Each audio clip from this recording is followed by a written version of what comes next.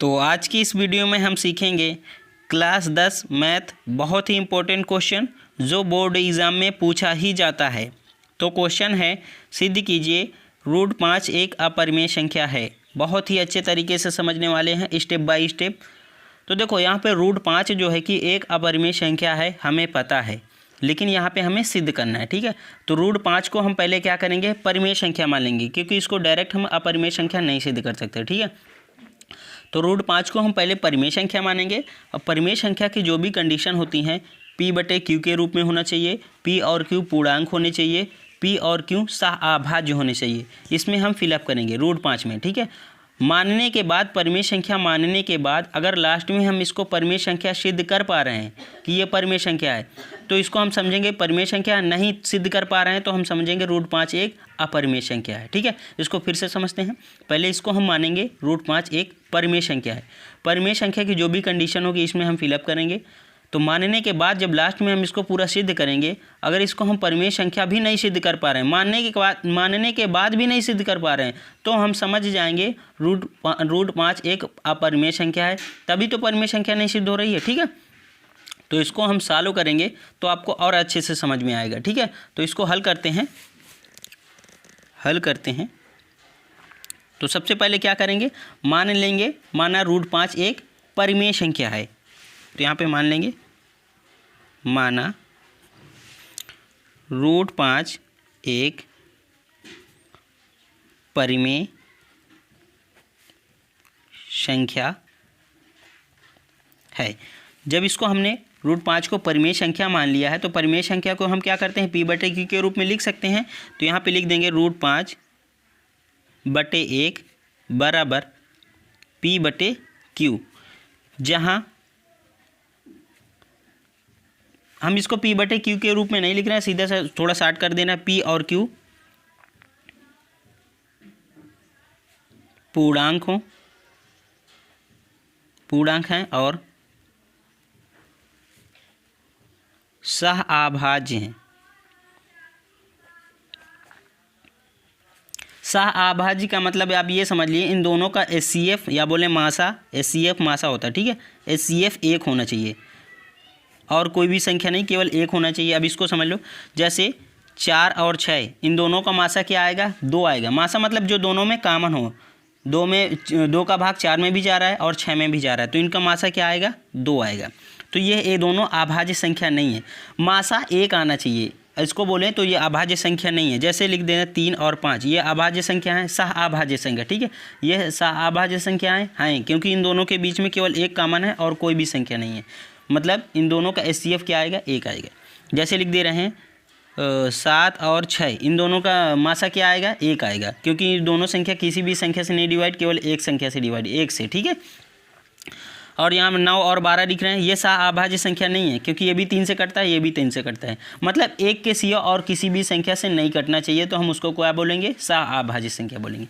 यहाँ पे P भी केवल 1 से कटेगा और P और Q में जो है कि केवल 1 से कटते हैं और किसी भी संख्या से नहीं कटते। दोनों को काटेंगे तो ये दोनों किसी भी संख्या से नहीं कटती, केवल 1 से, मतलब इन दोनों का HCF जो है कि मासा जो है कि 1 आएगा। आपको समझ में आएगा। ठीक है, अब यहाँ पे हम क्या करेंगे, दोनों तरफ वर्ग कर देंगे। तो लिख देंगे दोनों तरफ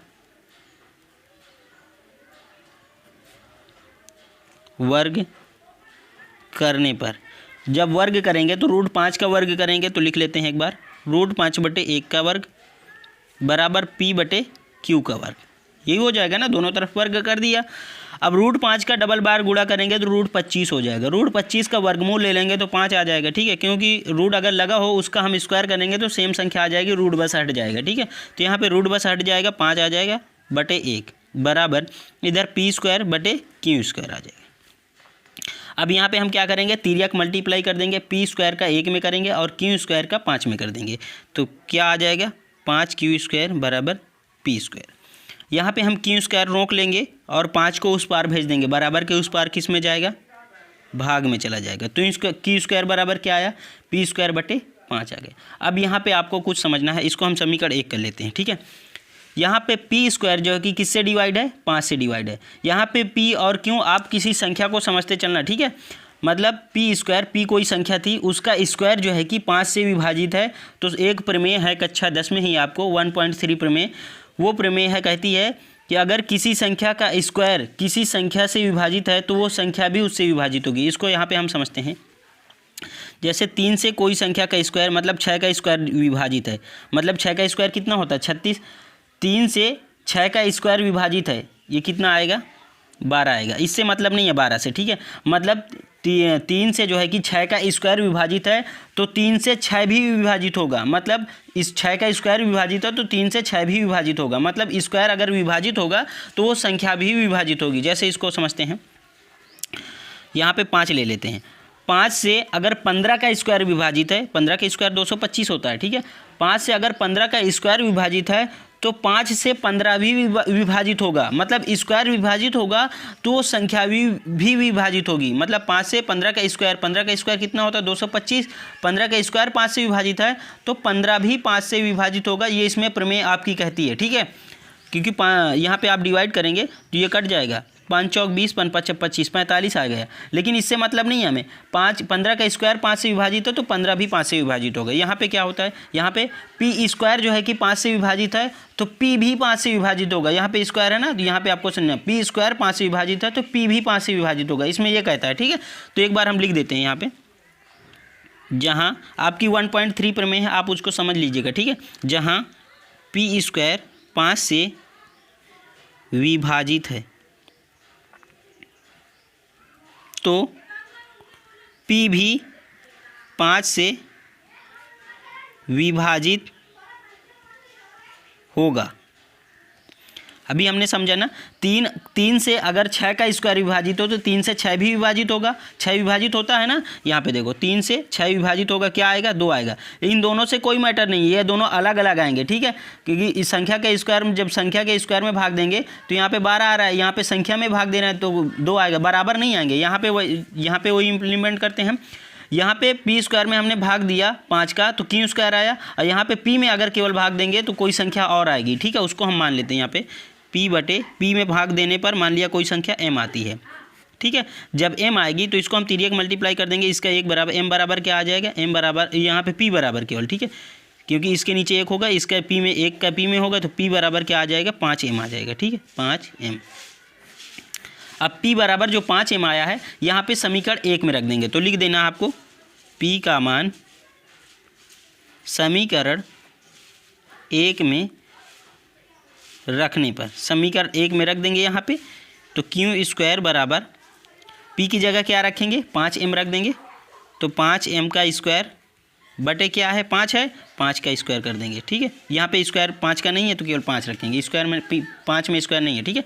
तो क्यू स्क्वायर बराबर क्या आ जाएगा 5 का स्क्वायर, 5m का स्क्वायर करेंगे क्या आएगा 25m स्क्वायर बटे 5 है 5, ये इसको काट देगा 25 को 5, तो क्यू स्क्वायर बराबर क्या आ जाएगा 5 5 25, 5m स्क्वायर। अब यहाँ पे आपको समझना है, m स्क्वायर बराबर हम इस पार रोक लेंगे, 5 को उधर भेज देंगे, क्यू स्क्वायर बटे 5। यहाँ पे क्या समझ में आ रहा है, यहाँ पे ये समझ में आ रहा है क्यू स्क्वायर भी 5 से विभाजित है। अभी हमने वहाँ पे क्या देखा पी स्क्वायर 5 से विभाजित है, यहाँ पे क्या देख रहे हैं, यहाँ पे देख रहे हैं क्यू स्क्वायर भी 5 से विभाजित है। तो इसको हम क्यू स्क्वायर 5 से विभाजित है तो यहाँ पे लिख लेंगे हम क्यू स्क्वायर 5 से विभाजित है तो क्यों भी 5 से विभाजित, अगर स्क्वायर विभाजित है यहाँ पे होगा, ठीक है। अगर स्क्वायर विभाजित है तो वो संख्या भी विभाजित होगी, यहाँ पे हमने समझ रखा है, ठीक है।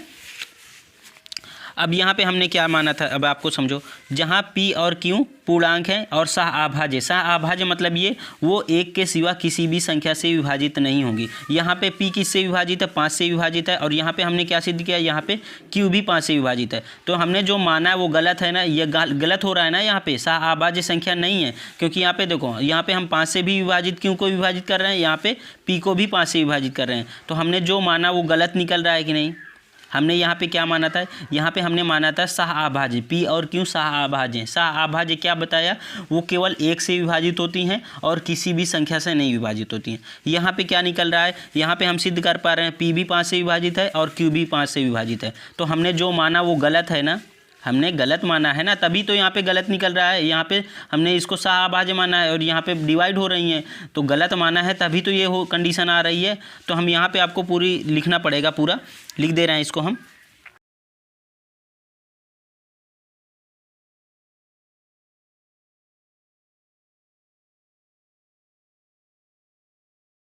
तो यहाँ पे हमने पूरा लिख दिया, आपको ये चीज़ लिखना पड़ेगा, ठीक है। यहाँ P और Q दोनों 5 से भाग हो रहे हैं, परंतु हमने तो यह माना था कि P और Q सअभाज्य हैं, वो मतलब वो किसी भी संख्या से नहीं विभाजित, केवल 1 से विभाजित हैं। इसलिए हमने जो माना √5 एक परिमेय संख्या है वो गलत माना था, ठीक है। अतः √5 एक अपरिमेय संख्या है। आपको ये पूरा लिखना पड़ेगा, ठीक है। तो वीडियो बहुत लंबी हो रही है, इसलिए आपको यहीं पे हमने समझाया, ठीक है। वीडियो कैसी लगी कमेंट करके ज़रूर बताइएगा, और चैनल को नहीं सब्सक्राइब किया है तो चैनल को सब्सक्राइब कर लीजिएगा। Thank you.